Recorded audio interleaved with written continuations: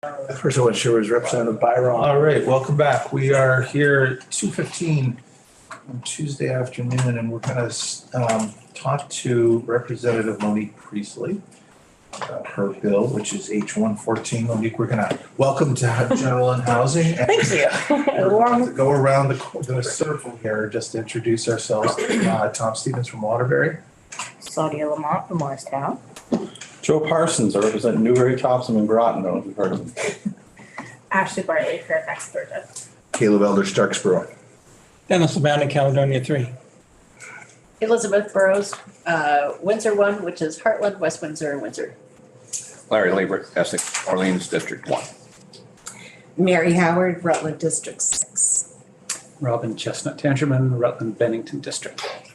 So welcome. Yeah, thank you. First bill. This is my first, Okay, well, each of us have 2 questions each. I'll be here all afternoon. Yeah, we're just here, obviously, we're here to hear your introduction to the bill, and then if we choose to take it up or move it to the next step, we'll have a walkthrough with it. Okay, Help you with the bill. Cool. Great, thanks, welcome. Yeah. Thank you. So Representative Monique Priestley. And yeah, so I just wanted to give just a little bit background of myself and why I'm into this bill. One is that, so I've been working in tech. So from starting as like an intern in high school on like database management and things like that, moving into like customer support, and then moving into like software application design and things like that. And then so I went to grad school in Seattle to University of Washington, and I came at that time, I worked for, and I still work for an education technology company. And I moved back to Vermont as a remote worker, and I'm still working for them part-time at this point. So there's some remote work pieces of this bill, and then also started a co-working space in Bradford. So have lots of people working in different fields in one spot who all of this kind of touches. So first, I just want to say, just take a moment. You don't have to close your eyes, but just imagine yourself as a new employee working from home. When you sit down at your computer, your chair's thermal sensors detect whether or not you're in your chair based on body heat. Your computer takes pictures and completes facial recognition to see if you're actually captively paying attention to your screen and if you're in your chair again. And also to see if you're actively reading your screen. Then also imagine that your mouse is tracking whether or not you are moving it around the screen. Key logging everything that you're typing. Maybe your microphone is picking up on conversations. And that's doing this, like say the pictures or the mouse movement could be a constant thing, so you never know what is being tracked. And or could be something like it snaps a picture every 10 minutes to see if you're in your chair looking at your screen. I'm seeing some eyes get a bug out of their head. So good, this is working. And say that you're in the middle of a really intense project and you pull out a notebook for a few minutes to like jot down some notes. That is untracked time because you're not at your computer, you're not looking at your computer, you're not moving your mouse, you're not like doing your keyboard. So you're processing what you're trying to work on. Say that project is like so difficult that, and you're new to this company, you call a colleague and you're like, hey, I want to talk through this. This has like ramifications for other people. And I just want to like talk this out, talk through my notes, untracked time, essentially, depending on what things are being monitored. Say that you're at home. The reason you took a remote job is because you want to take care of an elderly parent, or that you have kids at home, or whatever reason that you might prefer a remote job, and somebody falls or something, and you need to step away from your computer. Maybe that takes 20 minutes. If somebody's hurt, you come back, and the monitoring company took pictures of you for the last 20 minutes. You weren't in your chair. So now your pay, when you look at your paycheck, maybe you're only paid for 5 hours of that day. Because you are writing down notes, you were talking on the phone, you might have gone to help your family member, maybe you went to the bathroom, maybe you had a cup of coffee or got some water or just stood up. So all of those things are basically interruptions in your productivity, depending on what's being tracked and how. Now say that you're not a remote worker, say you're a chaplain, say that you need to like visit people seniors in their house, or people in hospice, or people with visiting nurses, things like that. And let's say you're jumping, you get a certain number of points per like minutes that you're seeing patients. And so you need to maximize those so that you meet a certain number of points quota for a day in order to get paid. Say your 12 p.m. customer, client, patient, whatever it is, 20 minutes in cancels and says something came up and they can't actually make it. You lost that time. Say at 3 p.m., somebody got a flat tire, not going to be able to make it. Say at 4 p.m., your patient died, and that is lost time. So then you continue working into the evening, visiting homes on your patient list while they're sleeping, and in some cases, people noted that they actually just like drove by somebody's house because the location was tracking that they were close to somebody's house. In other cases, they might go and talk to a nurse that's in the home while the patient's sleeping just to get those points in. Those are some just real life examples. Examples of tracking would be like a broad kind of like geographical location. It could be like radio frequency, like location within a building, like where you are at any given time, what doors you pass through, key cards that track that kind of stuff. It could be your physical activity, like how much you bent down, or in some cases, nurses are tracked on their badge, whether or not, like how often they washed their hands in a given day. Your gait, so like how quickly you're moving and like your walking movements. In some cases could be your emotional or sentiment, like a guess on how you're emotionally feeling. Retina scanning, whether or not your attention is on the screen, your voice, interactions that you're having with other people based on your location to other employees and things like that.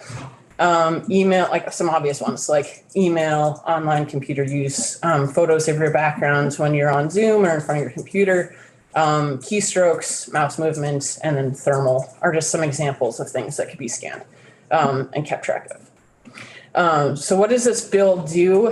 I know you're going to do a walkthrough, so I'll keep it broad. But one, it does employee monitoring, restricts it to when it's directly applicable to the job that you're doing and might be required for the job that you're doing, or makes just like a lot of sense for like safety purposes and things. It prohibits monitoring employees outside of work and in private areas like bathrooms or areas that you're just having like water cooler talk and things like that. Also prohibits requiring people to install monitoring devices literally on their body, like under the skin or on their clothing, and or on their personal phones or computers. And then it has this, a portion, well, I'll keep going. So then it has a section on automated decisions. So whether or not people can be profiled, which we know in other applications of basically artificial intelligence and machine learning can be biased in a lot of different ways.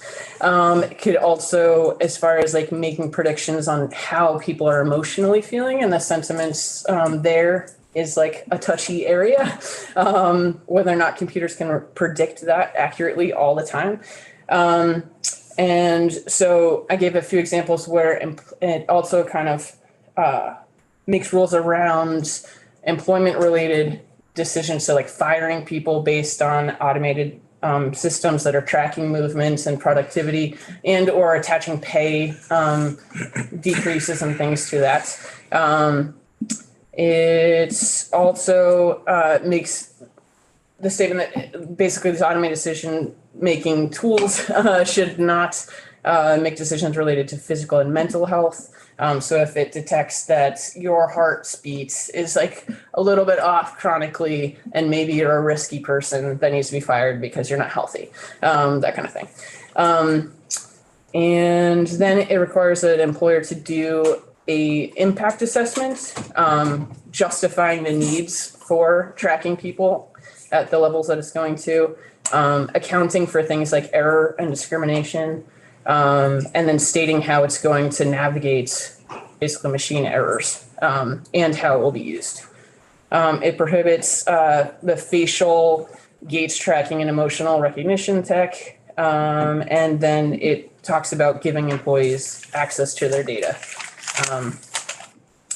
just summary here. So the idea of monitoring employees is not new. I found like Henry Ford used to walk around with a time watch and like time his employees, and then he'd hire private investigators to track what they were doing outside of work, which is interesting. But in today's world, it's just the access to data and the access to like on my watch. Like if my employer gave me this watch, I could track all kinds of things that I may or may not know. I've personally not taken employer-owned machines when I'm remote working because I'm aware of friends who work at other companies who their key log, like every stroke that they do is tracked all the time and photos being taken and all that stuff. So I have always kept a personal machine, and yeah. I have lots of like articles and things I could share if you decide to take this up. But in 2022, March of last year, there was a survey done, and it said that 83% of employers acknowledged that it was ethically questionable to track people. And then ExpressVPN study found that 59% of employers who are not currently surveilling staff are likely to implement monitoring software in the near future, and 21% are unlikely to inform the staff if they do it.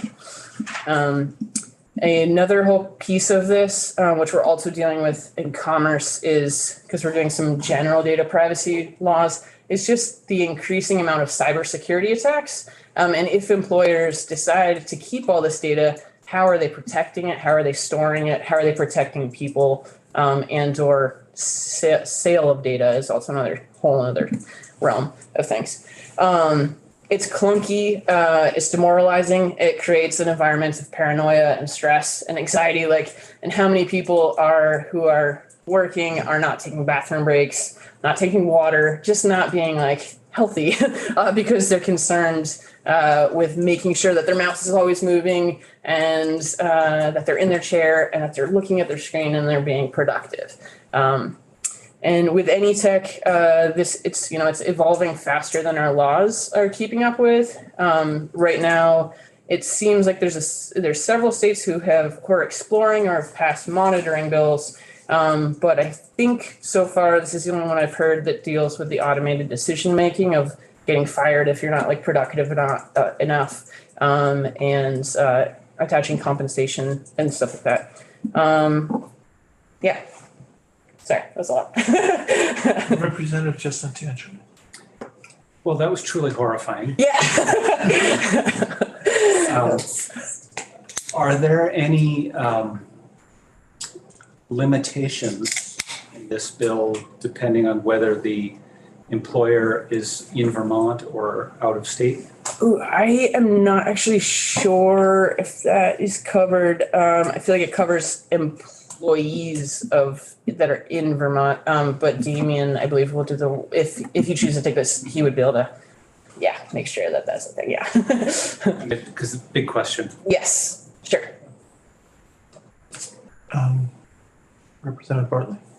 I'm curious, do you have any data on, the percentage of Vermont employers who have this sort of monitoring currently? Yeah, no, that's a really good question. I do not know the Vermont employer, and the statistics online that I tried to find a concrete study, but because the studies, it seems tends to be software that wants to sell this, that's doing we interviewed 2,000 people and another one did another 500 companies. So I couldn't find anything concrete. And in there, it was always 67% up to 98% of companies in any given survey are doing this now.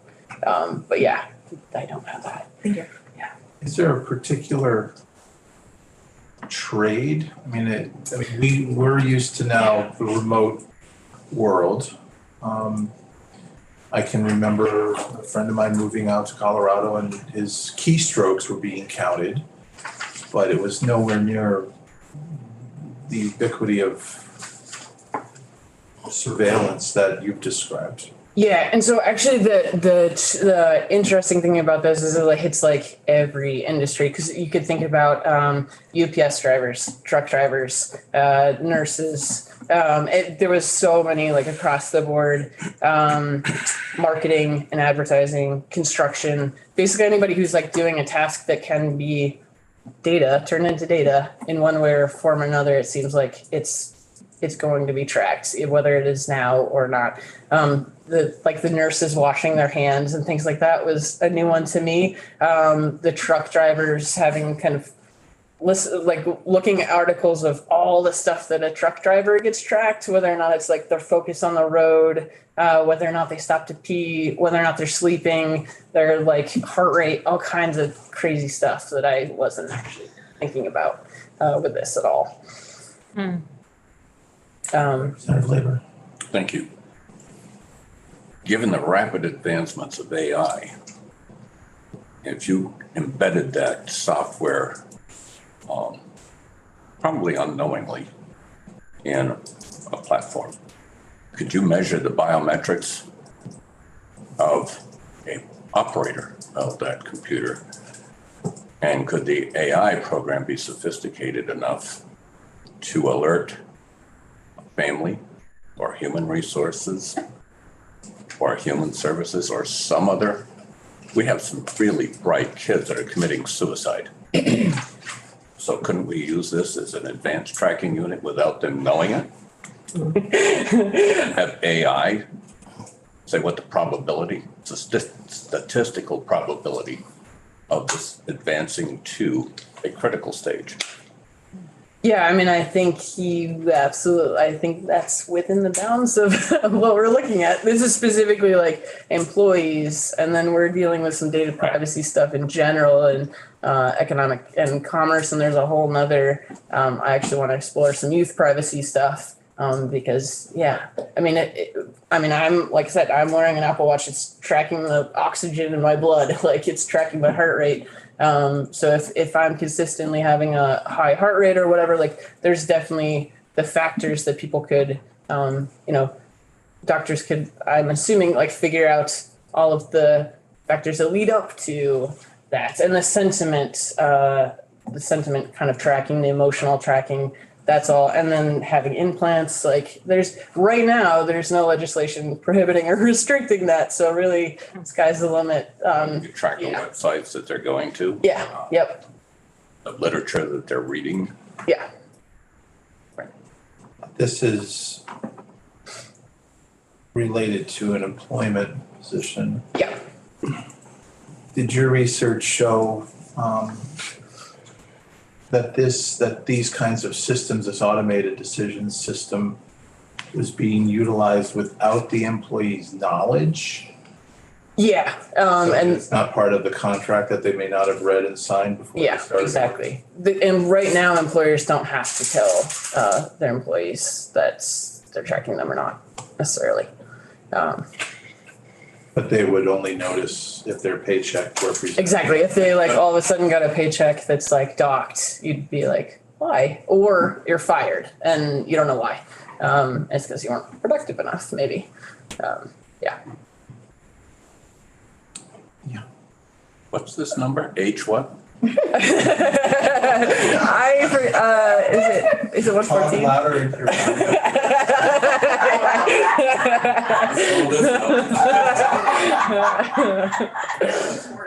Oh, good. So scanning very quickly, Yeah. it looks like the purpose of the bill is to require notification rather than prohibit. Right, because there's some cases. So, for instance, like think about the truck driver thing. That like there's certain things in there where like you don't want a person falling asleep at the wheel, that kind of stuff. So there's a certain level of like safety that could come with monitoring. So there may be cases where it's like justified for the job, but making sure that like the person knows that they're being tracked and that the stuff that's being tracked, well, they know what the data points are, but also that they know that it's relevant to the duties of their job. So like even think about a warehouse worker, like because Amazon's a big one, where like they're being tracked for like whether or not they bend down and pick up a package and like how many packages they're putting on a shelf, that kind of thing. Or a UPS driver, UPS tracks like how many houses they made and how many stops they made and how long their stops were and that kind of stuff. So like that could be applicable to what they're doing, but they should know that they're being tracked at every moment. Okay. Well, thank you for bringing the bill about. Yeah. Bomb drop. Thank you. When the speaker starts handing out little air tags, we'll know that. Yeah. I mean, we all wear badges too, so. Thank you for the introduction and we'll let you know, and if Cool. we do take it up, then we'll reach out and Cool. ask you for witnesses. Yeah, and absolutely. research and stuff like that. Okay, cool. Thank you. Thank you. Thank you. Thank you. Well done. You mean you aren't scared yet? Talk Did about well. Big Brother monitoring you. Yes, think about it. But Man, isn't there a law that says you can't record someone without, like, one, and, oh, no, because at least one party has to know, the party who's doing it obviously knows, right? Well, Vermont's not a one-party state in terms of recording. I don't think we're a one-party consent state. Okay. Recording is different than taking. Yeah, it's different. Yeah, like I think Texas is. Right. every state is, might have states might have different things, but in some states it's legal to record your employers. Yeah. And also you're I mean, but operating under like like, an that's employment like- contract and stuff. That seems, Yeah, well, I don't know, but I would say that there's probably some employment contracts out there that have the effect of waiving significant rights, which might not be waived if you're just talking about a conversation in a coffee shop between two people who are not under contract in some way. right. So I think that employment contracts probably open a lot of these. I'm just speculating. But if you're a clerk at a convenience store, there's a camera up there. Well, yeah, You're probably right. not told about explicitly, but you can.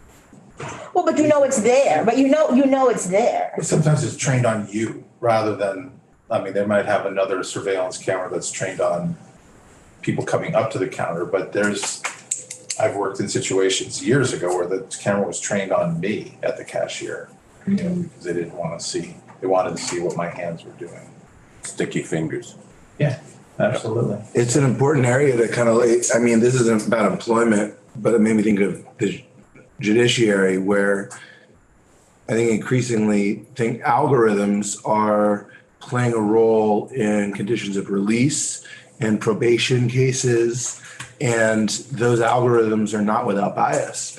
They're ultimately constructed with bias, just kind of by the fact that they're constructed using data from a biased system. It's like they're not, but I think that they're behind the curtain enough that you don't always think about it. That it's not just like Google searches that are being run by algorithms. It's actually within our criminal justice system and increasingly within employers. And so it's a trend that, may pop up and, you might have to hit 30 places in the green books to kind of address it, but it's kind of one issue in some ways.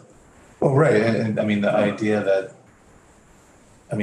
that when I was looking at the definition of, employment-related decision, it means any decision by an employer that affects compensation. The constant surveillance is, yes, it's happening. Automated decision-making with AI, it's like we decided that you weren't efficient enough. That's an Amazon thing, that's a post office thing, that's a UPS thing where people get dinged for, taking a 9-minute break instead of taking an 8-minute break. All right, that's a simple little bill. Great.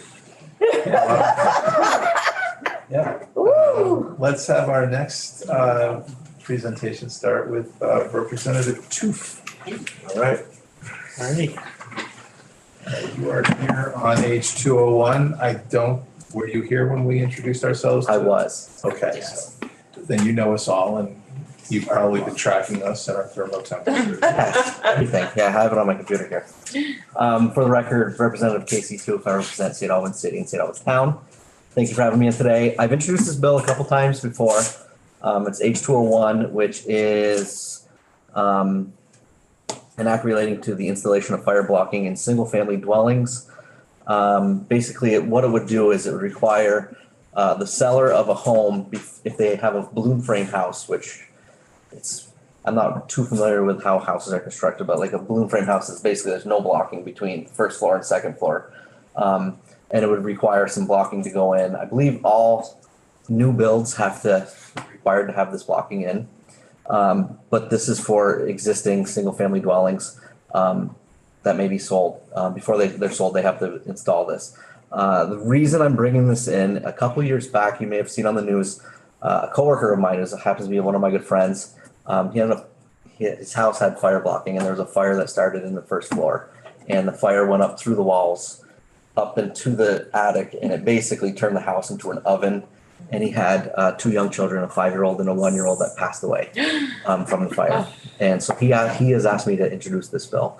And I work with him in St. Albans, and he's really, this is a big thing. It's his whole family. Basically, he lost his 2 kids in this thing. So what it would do is just require home buyers to first of all, be aware that this house that they're buying is a balloon frame house, and it require the sellers to install that fire blocking in.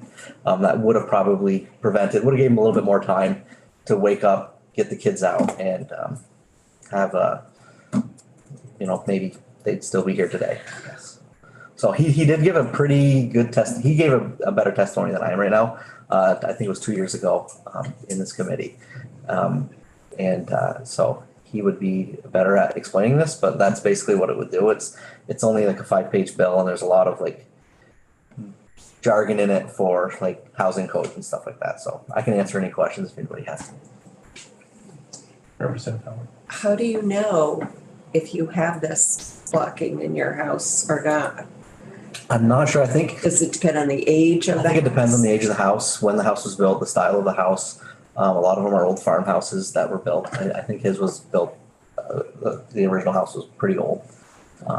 And I don't know if a lot of people, when they buy these types of houses, if they're aware that it could be a fire hazard when they buy them. So. I'm trying to recall, wasn't there an issue with a dryer? It was the dryer vent, yeah. So the dryer had, the fire started in the dryer vent I know since then, a lot of people, including myself within the area, have cleaned their dryer vents and have done a lot of cleaning and fixing of those types of hazards. But he was thinking, and him and I were talking, and this would be a way to go a step further than just that kind of awareness, is actually protecting people from these kinds of fires. Thank you. Representative Cresa. Yeah, that reminds me, I live in a condo association and we have to submit paperwork every year that we got our dryer vents cleaned and everything, because we share walls and not just responsible for ourselves. I'm just curious, so Representative Howard asked a similar question I have, but I'm also curious, so who would be responsible for, in the bill as written, sorry, I haven't looked at it and I will, who would be responsible for, would it be the real estate, agent, or would it be to let folks know whether they do or don't have this and if they have to put it in, or? So I believe it's on page 4. Okay, sorry. No, it's fine. It's a good question. Requirements for transferring dwellings when you go to sell. The seller of a single family dwelling, including one constructed for first occupancy, whether the transfer is by sale or exchange, shall certify the buyer at the closing of the transaction that the dwelling has fire blocking installed. So it would be on the seller. Okay, and it is possible to, I have actually some friends who live in St. Albans area who have some very old houses. It is possible to do it though, to put these in. Yeah, and I completely understand that this is a big financial ask of a seller. So that's right. So like what would happen is you have like your molding here on the Yeah. and between the first floor and the second floor, and even between the basement and the first floor, is just installing like fire rated wood or like a 2x4 between the walls. And it's a big ask, and I understand that with this. A lot of this bill is about just awareness too. Mm-hmm. So I'd be willing, like if you ever took it up, maybe not have to go as far as requiring it, but more of like an education piece, that would be something that would be just as good, so people understand. Because I had no idea what a balloon frame house was until this happened, and so like that's a really expensive thing.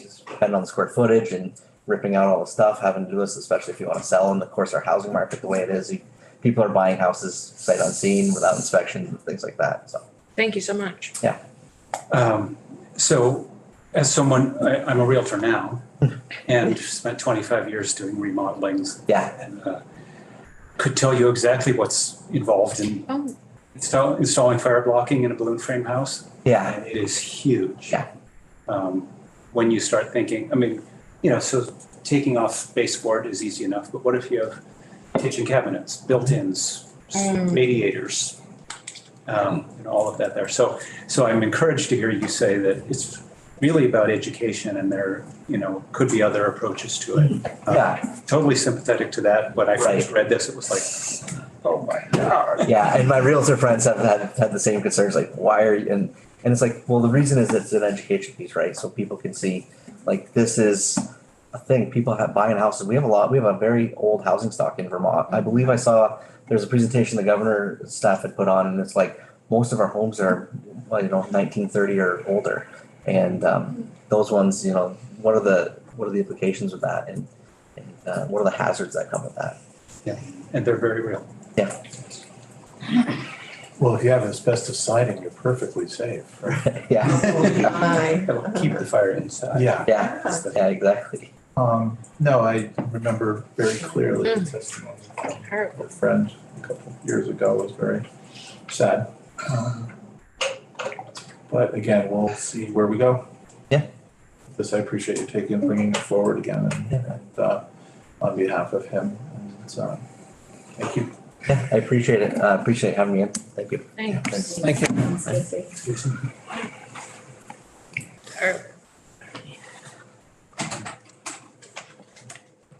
Right, and I have one more bill scheduled for this afternoon, and it's H216, an act related to open air cremation.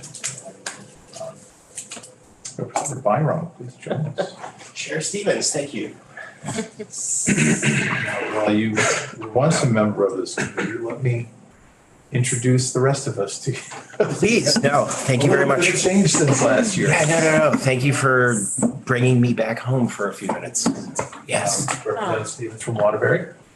Representative Claudia Lamont, Lamoille, Washington District. Joe Parsons, Newberry, Topsail, and Groton. Emily Krasnow, South Burlington. Ashley Bartley, Fairfax, Georgia. Caleb Elder, Starksville. Dennis O'Malley, Lindenville.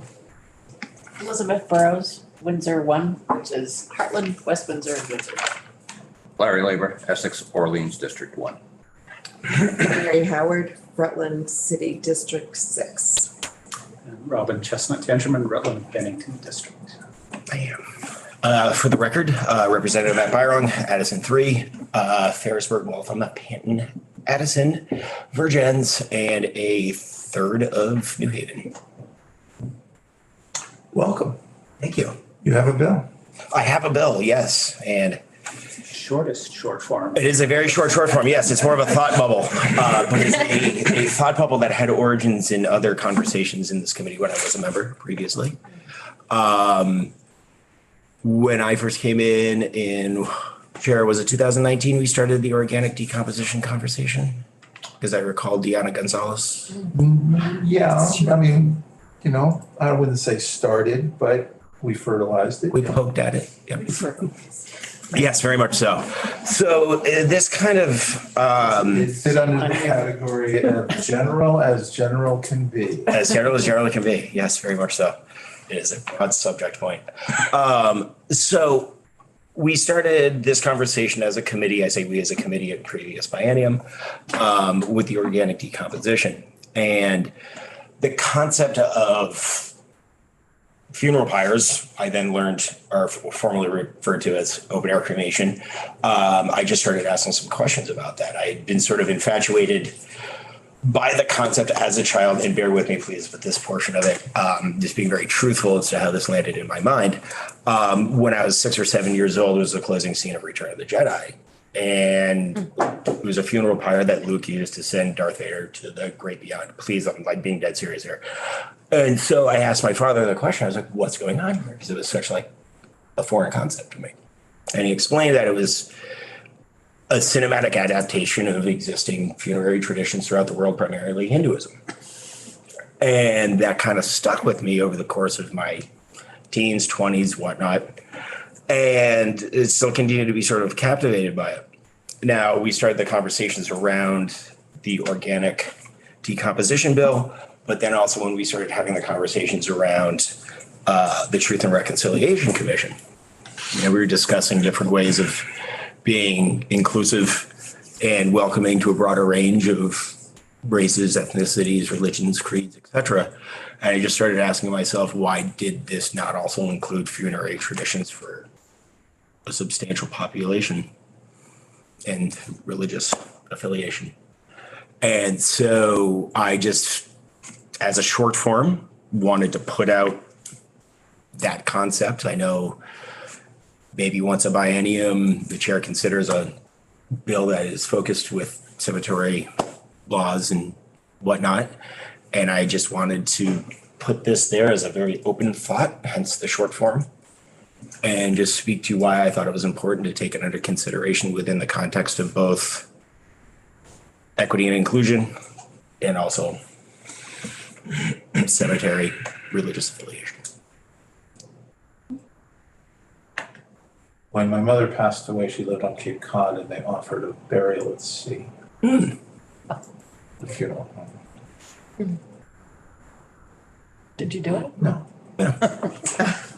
No, we were all set, but it was a real surprise to me that there was an option to do so. An option to do so, to be wrapped in cloth and with weights and to be buried. But with the tradition, it wasn't just like over the top dumping. There was a service, and there was it's easy to go, huh? But there were clearly enough people that interested that the person who ran the service, I'm sure it wasn't full time. And we do, I mean, indoor cremation is very common.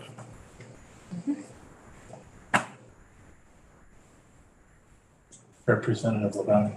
And when I first saw this bill, all I can vision was the Native Americans when they used to, put the dead up there and, build the fire. Is this something of that nature? So I shared a link with the committee assistant to a facility in Colorado who has been operational, the only operational facility in the country open to the public. I believe Colorado has a second that is specific to a religious group. Maine has also considered this last biennium. There was a bill introduced. It took testimony. It did make it over the finish line. I don't know if something has been reintroduced this biennium.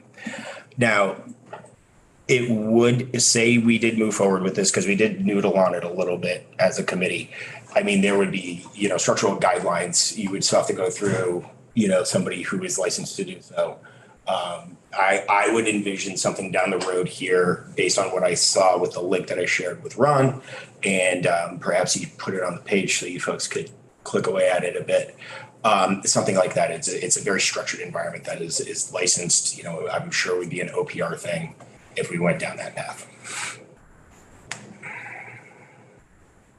It's just, I'm sorry, was someone ahead of me? Go ahead. No. Prompts for me where I run into my biases head on, and yeah, we do indoor cremation all the time. What's the difference except perhaps the efficiency of burning fuel, and then I'm thinking of all the others, the leaving a body for carrion scavengers, burial at sea, out into space, whatever the options are, and thinking, why not? I mean, that it's the constraints are our beliefs, our biases, and what we have considered before, and And it will be seen through or judged through a public safety or public health lens. Correct. Yes. All of this is, including the composting list, had to be viewed through the public health lens if it was going to be, if you had the wrong chemicals inside your body, you wouldn't be allowed to be composted. If you had metal inside your body, it would have to be removed. If you had, and so on. We're still, and not wrongly, but we're still very concerned about death and the public health. Correct. Yeah. Representative Krasny? Well, you took my words right out. I was gonna mention about the metal. I actually, interestingly enough, was talking to a family member about cremation and other burials today.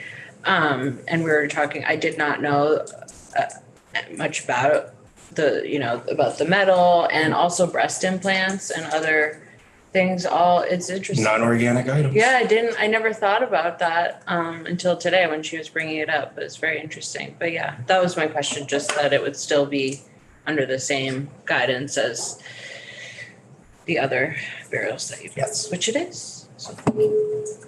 Yeah, it's been, there's, whether it's an annual or biennial thing, there's usually something comes up with cemeteries and funerals, and I think the surprise last year for compost, the concept of composting, we did what we call enabling legislation that would allow people to, if they so chose, to do a business plan and get the business and go through the licensing process.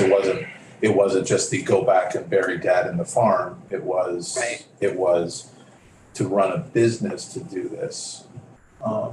And that construct within that is sort of where my mind was with this, right? Hence the comment that, this would be like something licensed through OPR as an extension as to what we already do with funeral homes, et cetera. So it's, I actually covered death care at one point in my reporting career, believe it or not. And there are a lot of different things out there at the moment. And I wondered to what degree Vermont is kind of either keeping up with all of the, I hate to use the word innovations because it's an uncomfortable word with regards to death care, but nonetheless, innovations, and whether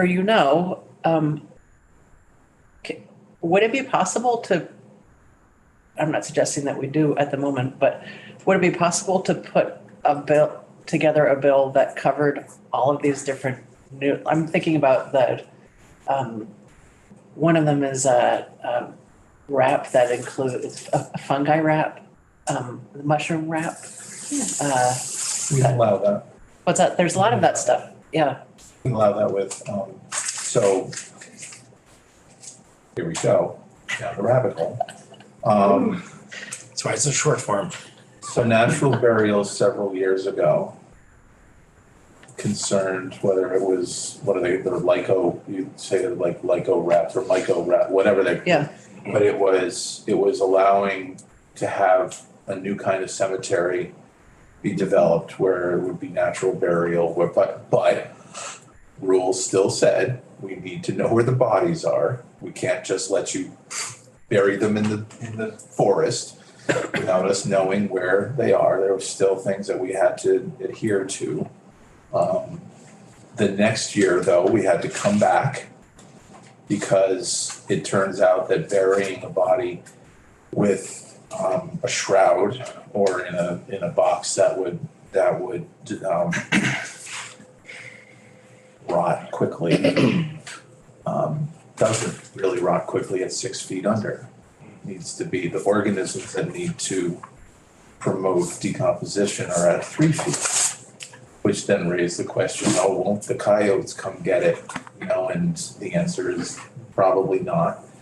So it's just, there's a certain macabre feeling. In fact, Ron, if you can find on the Secretary of State site, it might have been written by when Secretary Markowitz was, we have a compilation of law. Burial guide, cemetery guide. Yeah, that's been updated. The guide hasn't been updated, but the ideas in it are still pretty valid because the language in that particular section is ancient. It's not innovative, but every time there's a change like composting or how we refer to a certain level of funeral homes. We add it, but you go back and look and see, like, we don't have any, I forget even what the public mausoleums or group mausoleums where there's actually one now at the Veterans Cemetery where there's a stack of places where ashes can be kept. That was an innovation in the early 19th century. There was salespeople who went around and laws got changed so to allow these things, of which there were approximately zero until relatively recently. Mausoleums existed, single mausoleums existed, but it wasn't like New Orleans or where everything's buried above ground, or, I've seen any large cemetery in a Brooklyn or Los Angeles has a building full of crypts that will hold ashes, not crematorium, but anyway, it's just another, it's another thing. I mean, there's a million questions to ask about, is the Maritime Museum on board with this? Is it a thing to do in a lake? Is it all those questions that you'd have to. Yeah, there you're getting it like off to the sort of like what people know as the Viking tradition.